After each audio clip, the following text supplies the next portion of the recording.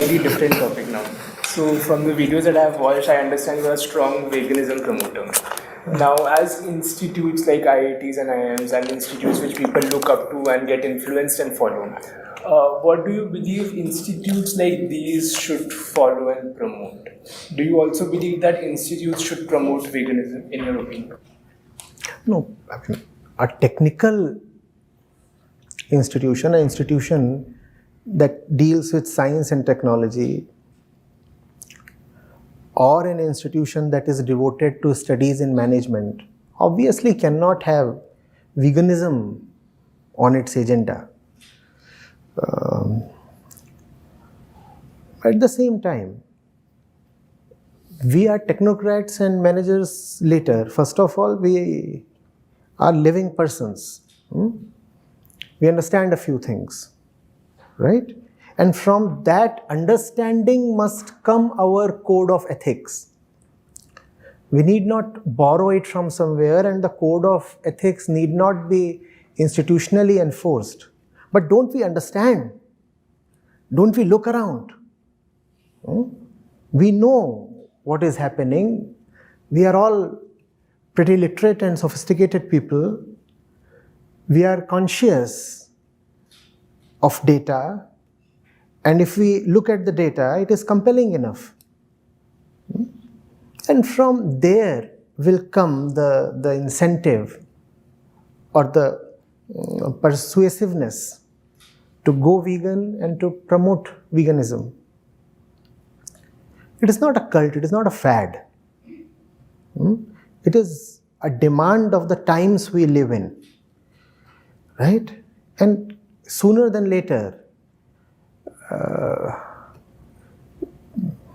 each one of us will have to ask ourselves, what business do we have exploiting animals? There was a time when it was all right for a human being to exploit a human being. Was there not a time just a couple of centuries back? And it was the norm and nobody questioned it. It was all right. The white man could exploit the black man with impunity, right? And there was a time when it was all right for men to dominate and exploit women, right? Till recently, there were a few countries in which women did not have voting rights or equal protection of the law, could not even get driving license, and it was considered acceptable. It was normal. So just because a few things are normal doesn't mean that they're all right. They will change, correct? The rights that gays and transgenders enjoy today were unthinkable just half a century back. So we have had human rights, we have had equal rights to women, we have had equal rights to bisexuals, transgenders. Next, you will see, we will have a situation where animals too will be accorded the right to life. That is going to be a historical imperative. Now we have to decide whether we want to be on the right side of history or not. Otherwise, it's all right. I mean, if we don't agree to something willingly, the tide of time will sweep us away. Even today, there are people, for example, who would not quite agree to women being equal to men. But then you could call them, dinosaurs as far as the progress of consciousness is concerned. You would say, oh, they are very primitive people, correct?